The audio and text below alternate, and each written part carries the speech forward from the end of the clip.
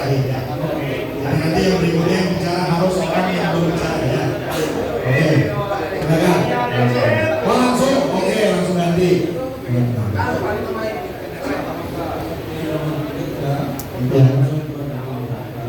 Pertama ada di lingkungan perumahan. Gimana? Lingkungan perumahan. Lingkungan perumahan, semua perumahan. Oke. Semua perumahan atau membedakan tipe perumahannya? Perumahan yang mana yang tempatnya jauh juga?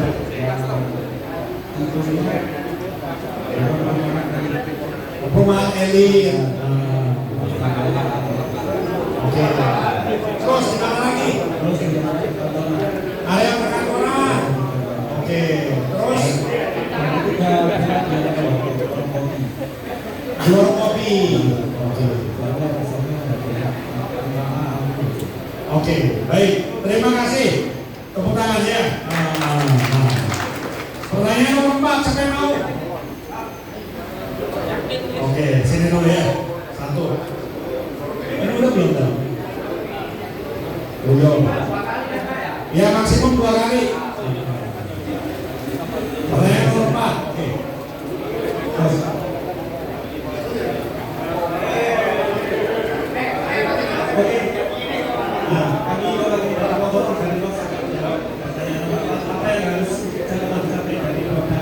Ya, tolong perhatikan ya. Kita respect sama semua teman yang ngomong. Silakan. Nah, kalau menurut kelompok kami apa yang secara tercapai itu dibagi dari 2 bagian. Yang pertama adalah target perusahaan.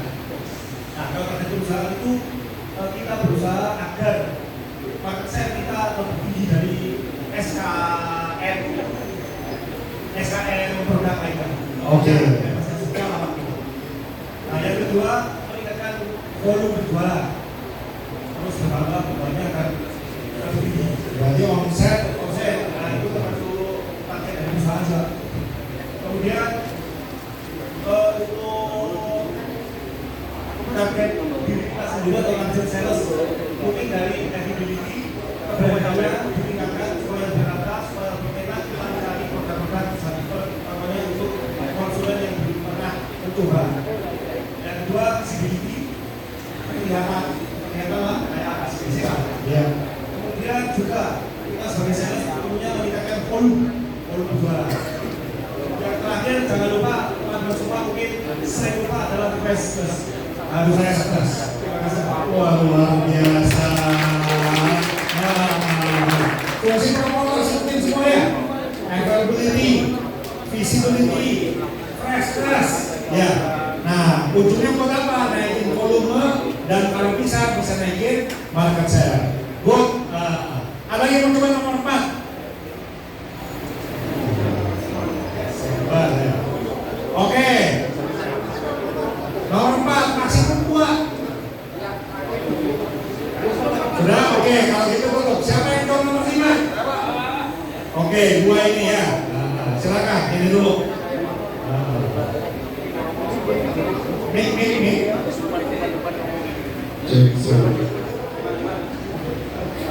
Kami dari kelompok siaran Ya. akan menjawab pertanyaan nomor 5. Ya. Tadi kan udah jelas ya. Ibaratnya apa? Keunggulannya tahu, konsumennya tahu, di mananya tahu, yang mau ditargetkan tahu. Terus gimana cara capainya? Pertama, NCD.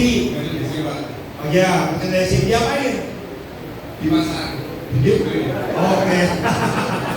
Jadi pemasakan NCD. Oke, terus Nomor 2 pembentukan konsumen. pembentukan dengan cara apa?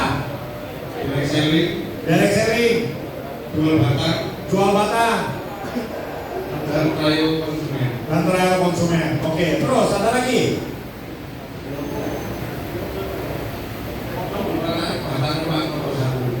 Pemetaan, pemerataan batangan.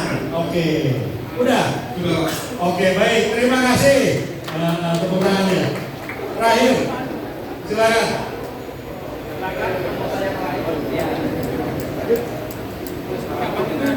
Sudah dikasih pun? Baik. Kalau kami untuk menanggapi pertanyaan yang nomor 5 itu, yang pertama dengan pemerataan produk jarum super di online ya. Oke, pemerataan. Ya. Terus? Terus yang kedua dengan melakukan merchandising di online dan sekitaran konsumen yang mau dikarantina dulu. Jadi diratain, habis itu dipasang merchandising-nya. Oke, terus? Untuk yang ketiga itu dengan melakukan proses di online dengan cara pemerataan buka pakan, Pak. Oke, pemerataan tadi pemerataan produknya. Selanjutnya merchandising, sekarang pemerataan batangan. Cara pemerataan pembukaan makanan untuk pemerataan itu juga. Oke. Konsumen yang belum terbiasa dengan rasa jarum super. Oke, Terus terus? yang terakhir dengan menjaga kualitas produk dengan cara menjaga prestasi. Oke, terakhir dijaga prestasinya. Baik, terima kasih. Tangannya. Oke, jadi rasanya kalau Pak Dodi bilang tadi 200-an, nanti ketemu kita training bisa jadi 500-an ya. Oke, selanjutnya yang tadi teman-teman sebutin, pertama apa, kedua apa, ketiga apa, itulah yang disebut dengan business process. Kita mau mengulang lagi nih. Sebenarnya bisnis proses itu apa aja sih? Bisnis proses itu kurang lebih 7 sampai 8 langkah. Ya. Yang pertama, rangkaian bisnis proses. Lihat, semua jualan. Lu mau jualan asuransi, mobil, rokok, kosmetik, BH, celana dalam, rumah, semuanya dimulai dengan prosesan. Makanya tadi pertanyaannya, apa keunggulan dan kelemahan? Semua diawali dengan pemahaman produk. Kenapa? Gimana caranya kita mau jualan kalau kita nggak tahu produk? Yang pertama. Yang kedua, paham wilayah, tahu market dan konsumen. Ya. Ini bisnis proses. Kita memahami, oke, itu yang dipelajari sama teman-teman TLSC, PJLSC berkaitan dengan territory management. Paham wilayahnya. Ya. Setelah itu disinkronkan. Apa yang disinkronkan? Konsumen ini pasnya buat wilayah yang mana ya? Yang berikutnya apa? Setelah sinkron, tentuin target. Sama seperti teman-teman. Oh ya oke, kalau gitu ini udah pas. Kenapa? Jarum super adanya di perumahan kelas A. Kalau gitu saya mau targetin semua rumah kelas A ini harus rata jarum super ini. Ini bisnis proses. Saya tentuin targetnya. Setelah itu nyusun kira-kira saya mau ngapain nih? Kan udah jelas arahnya.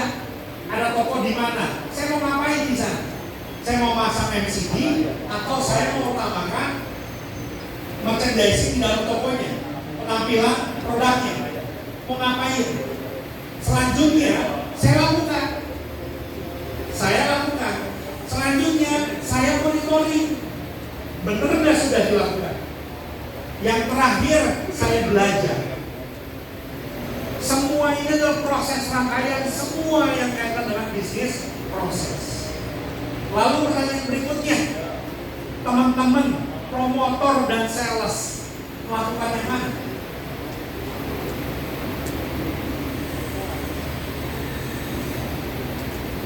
Teman-teman promotor dan sales fokus di nomor 6 dan 7. Tapi teman-teman tahu bahwasanya secara bisnis proses saya mau mengembangkan area, ada 8 step yang saya lakukan. Tapi saya fokus di nomor 6 dan 7. Kenapa? Nomor 1 dan sampai dengan 8 itu adalah fungsi dari PGL, SGL sampai ke BSP. Fokusnya teman-teman membantu. Tapi pertanyaannya, kalau diajak diskusi nomor 3 bisa? Bisa. Kenapa? Karena bagian dari proses. Kalau dibahas diskusi nomor 4 bisa? Bisa. Kenapa? Karena yang paling tahu areanya. Tapi fokusnya teman-teman ada di nomor berapa? 6 dan 7. Yang cilaka apa? Bantuin PGLSG-nya. Bang, kalau bisa mas, kalau bisa begini ya. Oh ya bagus tuh. Akhirnya apa? Ada rencana tapi tanpa aksi. Karena kenapa? Sebenarnya teman-teman fokusnya nomor 6 dan nomor 7. Karena teman-teman melakukan nomor 5, nggak pakai nomor 6. Jadinya apa? Kosong. Lebih bagus aksi tanpa rencana daripada rencana tanpa aksi. Ya. Jadi lebih bagus aksi tanpa rencana. Saya kerja ini, nggak pakai aksi. Saya kesasar. Lebih bagus daripada apa? Saya nggak kesasar, saya nggak kemana-mana.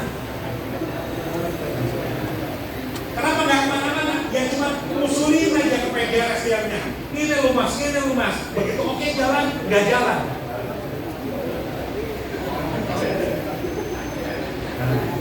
Begitu ya Bang Ben ya?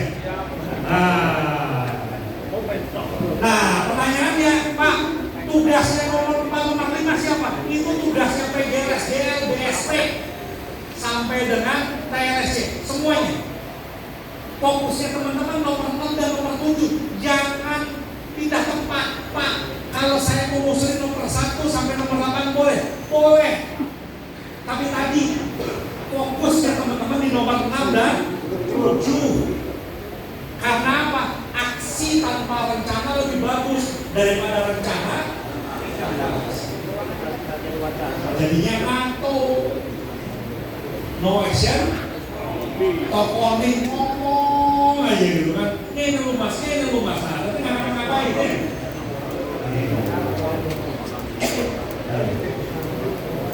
Jadi kita pisahin, Pak, tapi ini PGL saya, SDL saya nggak punya nomor 4, nomor 5, itu yang teman-teman tuntut, Pak. Jadi gimana? Maunya kemana? Arahannya gimana? Itu fungsinya mereka. Karena fungsinya teman-teman di nomor 6 dan 7. Tapi teman-teman tahu ini adalah total dari bisnis proses. Oke, nah sekarang kita lihat proses yang berjalan dengan baik adalah fondasi dari organisasi yang baik. Artinya apa? Yang tadi, jangan overlap. Pak, bisa nggak saya rencanain aja? Boleh, naik dulu ya. Naik dulu ke posisinya ya. Artinya apa? Bukan berarti bilang teman-teman nggak bagus, bukan. Tapi harus ada yang melakukan sesuai dengan fungsinya. Ada yang berpikir rencana, ada yang berpikir monitoring, ada yang berpikir pelaksana. Saya ada di mana? Saya di nomor 6 dan nomor 7. Menandakan apa? Organisasi sehat. Karena semua ada perannya. Pak, tapi saya nggak punya rencana, Pak. Tanya PGRSDL, tanya ke TLSC. Karena tugasnya mereka yang punya rencana. Ya. Fokusnya di saya adalah bertindak. Tapi karena sudah tahu ilmunya, boleh ngusulin nggak? Boleh. Karena bisa jadi tempat diskusi dengan mereka. Apakah menyusun plan dan melakukannya adalah tugas promotor?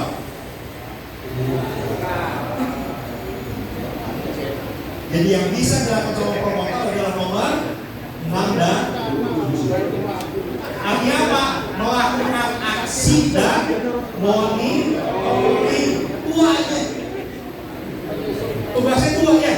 Melakukan aksi dan monitoring. Aksi apa? Yang tadi jaga evaluasi, jaga visi, itu aksinya ya. Dan monitoring. Nah, terus peran promotor dan sales kan sudah tahu nih perannya dua. Nah, lihat. Ini kan tugasnya. Ini kita sudah bahas di tahun lalu ya. Tugas dan peran promotor maupun sales. Kita sudah bahas. Saya nggak akan ulangnya lagi. Cuma yang ingin saya fokusin adalah sering sekali, terutama Gen Z, saya melakukan sesuatu kalau nggak ngerti, jadinya nggak melakukan. Kalau melakukan, ya udah melakukan saja karena nggak punya makna. Nah, sekarang kita lihat. Sekarang saya tanya, cukup angkat tangan. Kita akan bahas satu-satu. Per jawaban yang benar jawabannya dapat dari buku 30.000 ya. uang aja. Siapa yang bisa jawab? Kenapa spreading itu penting?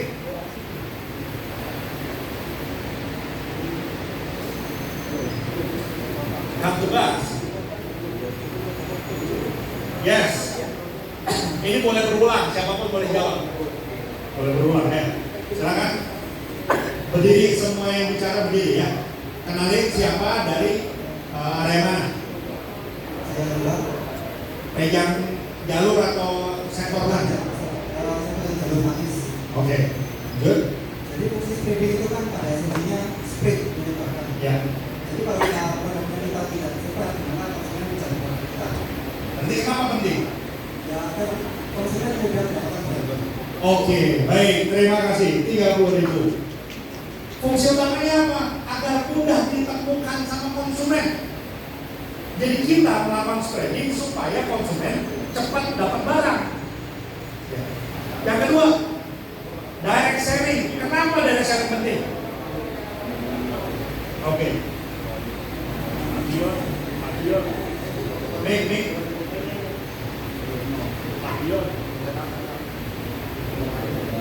Kenapa dari sini? Jawab mau kenalin. Oke. Nama saya Budiono, saya Pegang. Oke. Kenapa dari sini pagi?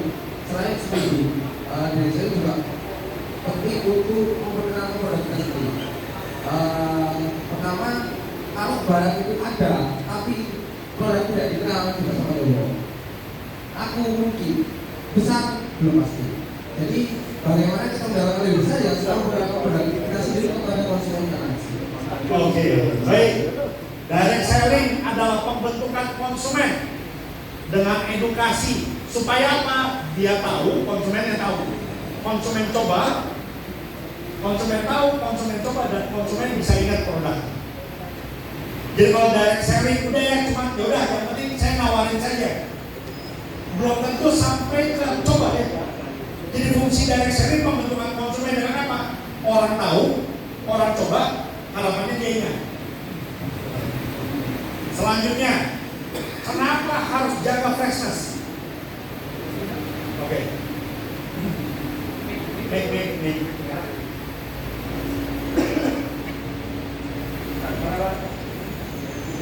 Mengapa kita harus menjaga freshness? Oh mana? Oh saya bilang sektornya sektor judo. Sebenarnya David masih saya bicara.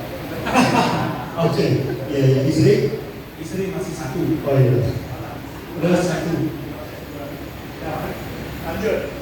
Menjaga freshness. Nah, menjaga freshness seperti yang kita teman-teman. Kenapa? Itu sangat penting. Karena kenapa? Rokok kalau sudah freshness pasti tidak enak. Nah, mengapa kita menjaga freshness? Agar rokok tetap fresh, tetap enak jika dibeli oleh konsumen. Nah, bukan hanya untuk konsumen loyal atau konsumen tetap, tapi untuk konsumen coba-coba dari urutan dan selling. Itu kan dari selling tadi kan dari orang yang tidak tahu kita kasih cobaan, mau coba membeli. Nah, kalau kita nggak menjaga fresh toko, mungkin di toko itu rokoknya lama dan tidak sama seperti yang kita coba awal waktu kita kasih rokok dan selling.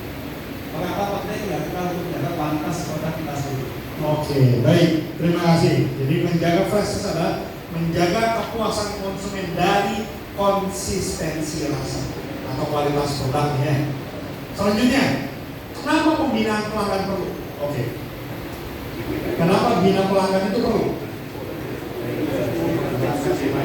Ini promotor komunitas ya? Iya, pasti. Enggak apa-apa. Bagus jawabnya. Kita lihat benar nggak jawabnya? Kenalan dulu sama semua. Sektor. Oh, untuk sentra, sektor atau sentra? Oke. Silakan. Dan pelanggan kita menjaga hubungan baik dengan pelanggan. Kalau hubungannya apa? Yang pertama kita bertahu baik dengan pelanggan, memasukkan produk-produk baru untuk Jawa. Oke. Kita tolong untuk membantu barang kita dari Jawa. Kita hubungan baik dengan pelanggan. Oke, baik. Jadi pembinaan pelanggan adalah kemudahan distribusi masukin barang sama aksesin informasi. Jangan ada apa-apa cepat diupdate, karena mereka yang update duluan ya. Oke. Selanjutnya, kenapa riset atau pendataan itu penting? Gak boleh yang sama. Oke. Ya. Gak apa-apa, silakan yang tadi boleh ngangkat semua, tapi kalau udah jawab gak boleh jawab lagi. Ya.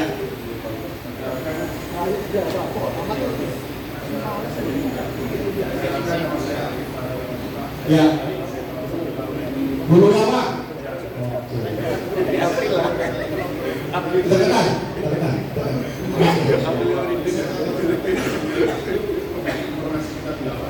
Oke. Oke. Bisa memberi kesimpulan tentang eksekusi program atau agenda kita di lapangan. Oke, good. Jadi informasinya selalu update supaya pimpinan terbantu mengambil keputusan berikutnya. Good. Dua terakhir. Kenapa menjaga buffer stok itu penting? Oke.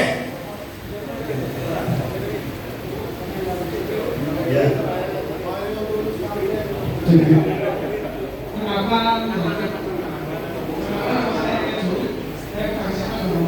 Ya. Kenapa kita menjaga buffer? Karena seandainya konsumen yang sudah mencoba cocok, kalau nggak ada buffer otomatis kosong. Otomatis si konsumen ini akan kembali ke produk sebelumnya. Oke. Jadi kenapa penting? Menjaga konsumen. Oke. Jadi meminimalisasi overstock saat daya beli rendah dan menjaga stabilitas harga terbatas pada saat daya beli tinggi. Yang terakhir, kenapa meningkatkan omset secara wajar?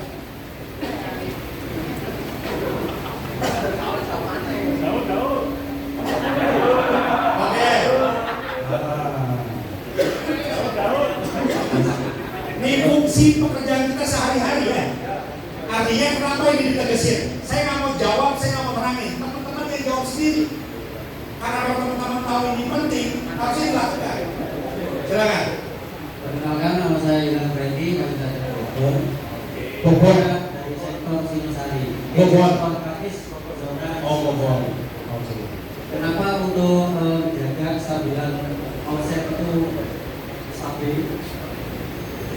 Agar tidak ada terjadi permainan harga, Pak.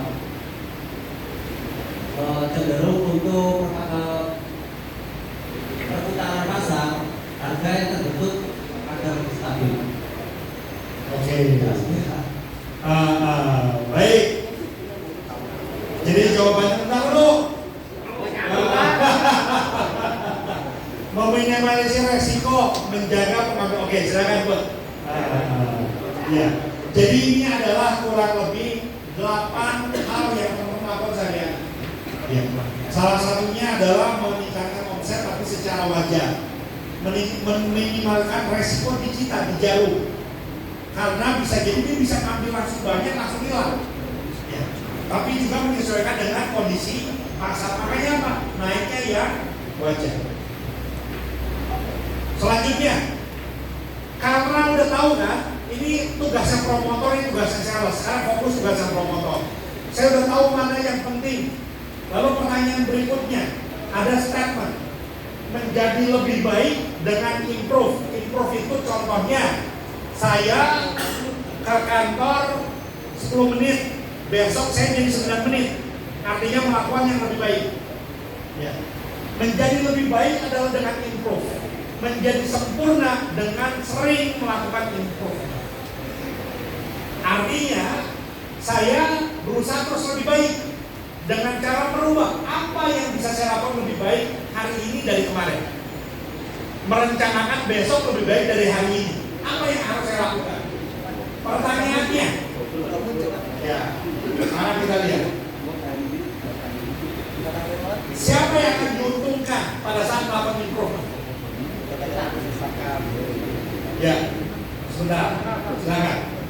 Siapa yang akan diuntungkan saat melakukan improvement? Silakan berdiri. Saya Sofian, sektor pendidik. Oke. Siapa yang akan diuntungkan dari dulu juga melakukan Betul banget, tepuk tangan ya. Terus setelah itu karena berdiri. kita sudah terbiasa melakukan improvement, maka sesulit apapun pekerjaan yang kita lakukan kita terasa lebih ringan. Karena kita tidak perlu jauh atau Sulit apapun eh, akan menjadi lebih sulit. Oke. bisa berekspresi. Baik. Jadi ini bukan nomor satu nih, ini nomor satu bukan. Ini tadi suruh pilih, saya belum klik ya. Jadi itu nomor pertama, improvement yang paling dirasakan adalah diri sendiri. Setelah diri sendiri, baru efeknya ke perusahaan. Perusahaan apa? Perusahaan dapat efek, makanya teman-teman belajar, analisa, improve. Yang pertama kali berubah itu mindset. Karena mindset berubah, perilaku berubah. Karena perilaku berubah, perusahaan dirubah karena perilaku kita yang berubah. Jadi perusahaan nomor 2 sebenarnya, tapi diri sendiri yang nomor 1.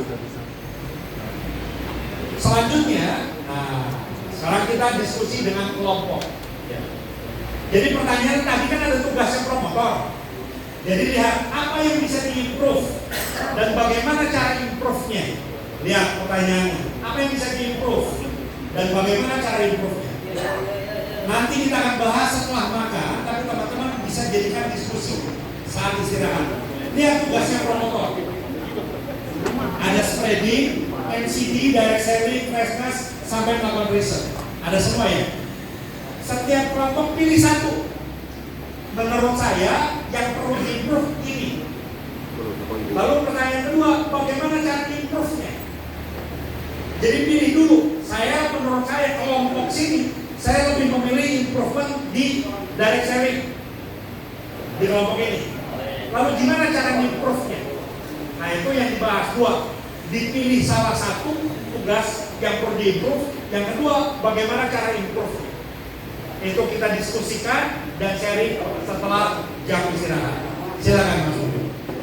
Oke, baik, terima kasih Bapak Ibu atas tepuk tangan bagi kita semua. Alright, oke.